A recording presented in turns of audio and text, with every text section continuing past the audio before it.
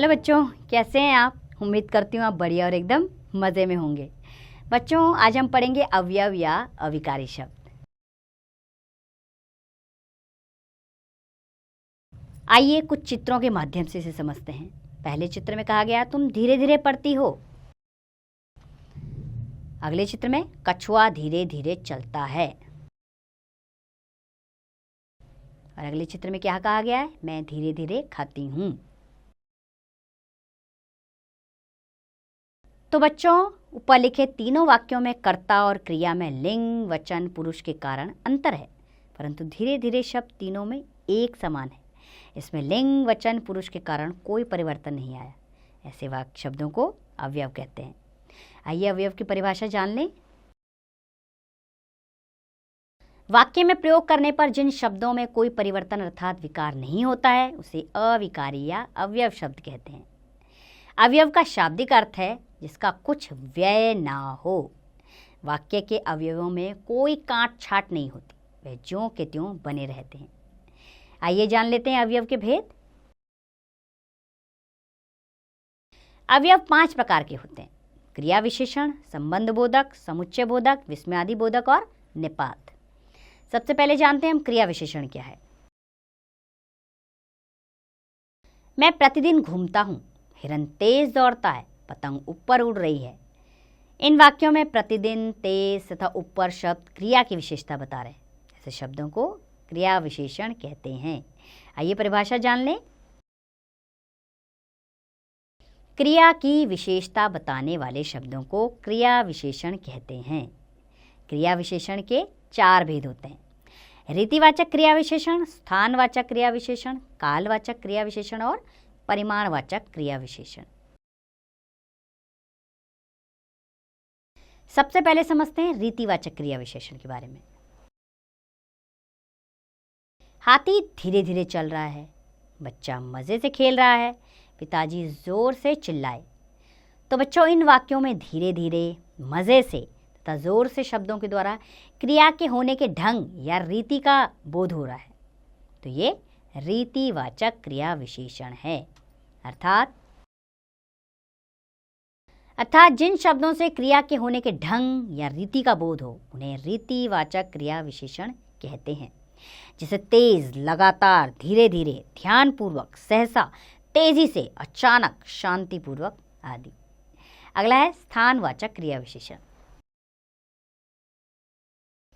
अंदर चलो, आंधी आने वाली है, वहां मत बैठिए।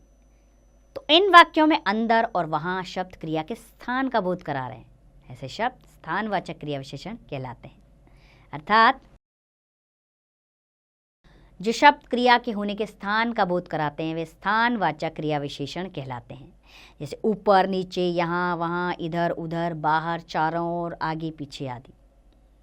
अगला है कालवाचक क्रिया विशेषण।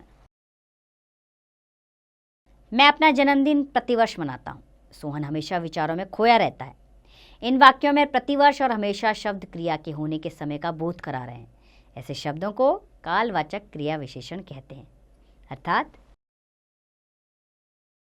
अर्थात जो शब्द क्रिया के होने के समय का बोध कराते हैं वे कालवाचक क्रिया विशेषण कहलाते हैं। जैसे आज, कल, परसों, अभी, प्रतिदिन, रोज, प्रतिवर्ष, जब, तब आदि। अगला है परिमाणवाचक क्रिया विशेषण। गाड़ी में पेट्रोल कम रह गया, भोजन थोड़ा पकाना। इन वाक्यों में कम और थोड़ा शब्दों से क्रिया के होने की मात्रा का बोध हो रहा है। ऐसे शब्दों को परिमाणवाचक क्रिया विशेषण कहते हैं। परिभाषा जान लेते हैं इसकी। अर्थात जिन शब्दों से क्रिया की मात्रा का बोध हो उसे परिमाणवाचक क्रिया विशेषण कहते हैं। जैसे थोड़ा, ज्यादा, अधिक, बहुत, पर्याप्त, जितना, उतना, खूब, बराबर आदि।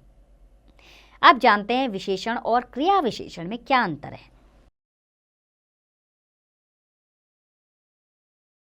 बच्चों, कुछ शब्द विशेषण तथा क्रिया विशेषण दोनों रूप में प्रयोग हो सकते हैं। अंतर इतना है कि संज्ञा या सर्वनाम की विशेषता बताएंगे तो विशेषण और क्रिया की विशेषता बताएंगे तो वाक्य क्रिया विशेषण होंगे। जैसे विशेषण शब्द है थोड़ा, थोड़ा शब्द है, इसको विशेषण में कैसे लिखेंगे वाक्य, वह थोड़ा खाना खाती है। और क्रिया विशेषण में वह थोड़ा पी सकता है। पर्याप्त शब्द, मेरे पास पर्याप्त चावल है, विशेषण में आया। पर्याप्त सो लिए, अब बैठ जाओ, क्रिया विशेषण।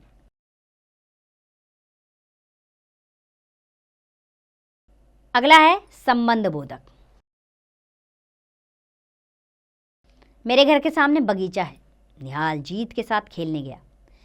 उपयुक्त वाक्यों के सामने के साथ शब्द संबंध बता रहे हैं, ऐसे शब्दों को संबंध बोधक कहते हैं। अर्थात जो शब्द संज्ञा या सर्वनाम शब्दों के साथ लगकर उनका संबंध वाक्य के अन्य शब्दों से बताते हैं, वे संबंध बोधक कहलाते हैं। हिंदी में संबंध बोधक अवयव इस प्रकार है। पहला है कालवाचक। कालवाचक में के पहले, के बाद, के उपरांत, के पूर्व, के आगे आदि। अगला है स्थानवाचक। के सामने, के भीतर, के बाहर, के नीचे, के ऊपर आदि। दिशा सूचक। की ओर, की तरफ, के पास, के चारों ओर, के दूर आदि। समानता सूचक। के विरुद्ध, के विपरीत, के प्रतिकूल आदि। अगला है संबंध सूचक। के समीप, के संग, के सहचर आदि। अब जानते हैं संबंध बोधक और क्रिया विशेषण में क्या अंतर है। बच्चों, कुछ शब्द ऐसे हैं जिनका प्रयोग संबंध बोधक और क्रिया विशेषण के रूप में होता है यदि यह क्रिया की विशेषता यानी कब, क्यों, कहाँ, कैसे आदि से बताएं तो क्रिया विशेषण होते हैं, और यदि संज्ञा दूसरे संज्ञा या सर्वनाम से संबंध बताए तो संबंध बोधक होते हैं। जैसे कनिका ऊपर बैठी है, ऊपर स्थानवाचक क्रिया विशेषण। तोता ऊपर बैठा है, ऊपर संबंध बोधक। बाहर बैठो, स्थान क्रियावाचक। घर के बाहर कौन थे, संबंध बोधक। तीसरा है समुच्चय बोधक। कनिष्का और पायल ने नृत्य किया, उन्होंने अच्छा खेला इसलिए उन्हें इनाम मिला।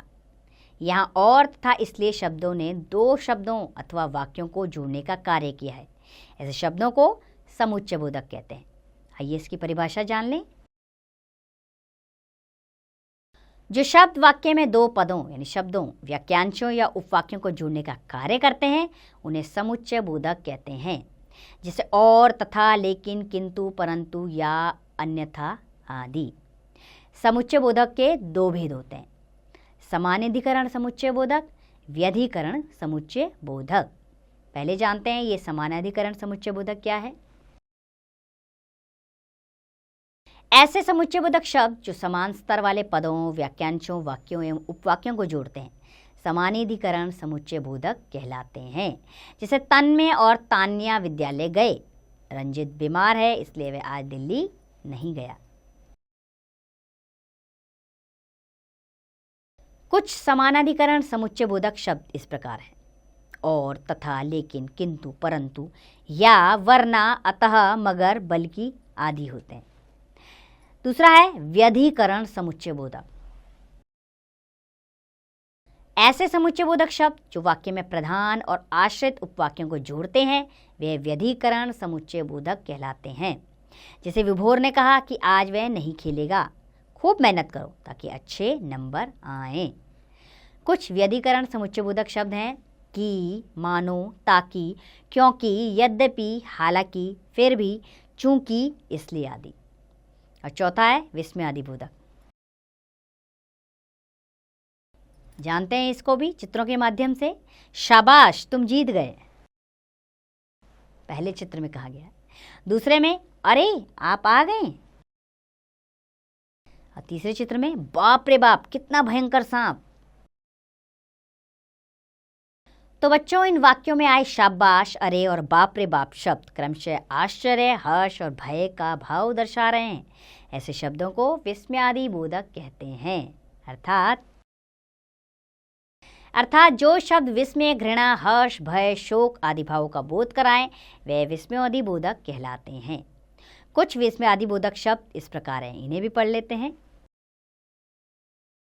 जैसे शोक बोधक, हाय हाय हाय, हे राम, हो, ओह। और आश्चर्य बोधक, अरे क्या, सच, ओए, ए। भय बोधक, बाप रे बाप।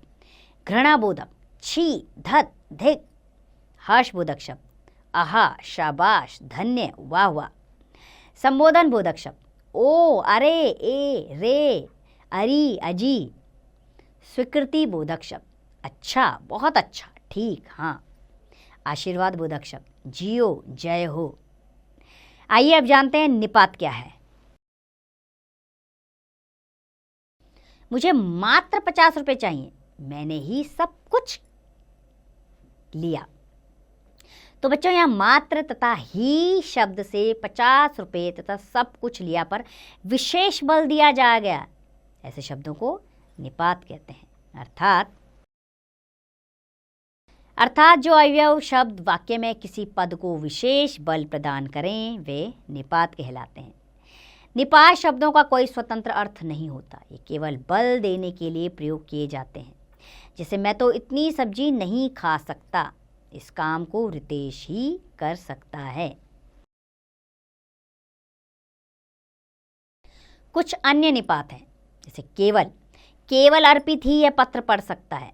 मात्र, यह सीट मात्र महिलाओं के लिए है। भर, उसने मुझे देखा भर है। ना, आप आएंगे ना। भी, वह भी चला गया। तक, मुझे गांव तक जाना है। आइए इस पाठ को दोहरा लेते हैं। क्रिया की विशेषता बताने वाले शब्द क्रिया विशेषण कहलाते हैं। क्रिया विशेषण के 4 भेद होते हैं: रीतिवाचक, स्थानवाचक, कालवाचक तथा परिमाणवाचक। संज्ञा या सर्वनाम शब्दों के साथ लगकर उनका संबंध वाक्य के अन्य शब्दों से बताने वाले अवयव संबंध बोधक कहलाते हैं। जो अवयव 2 पदों, वाक्यांशों या उपवाक्यों को जोड़ने का कार्य करें वे समुच्चय बोधक अवयव कहलाते हैं। वाक्य में किसी पद पर विशेष बल देने वाले शब्दों को निपात कहते हैं। निपात का कोई स्वतंत्र अर्थ नहीं होता।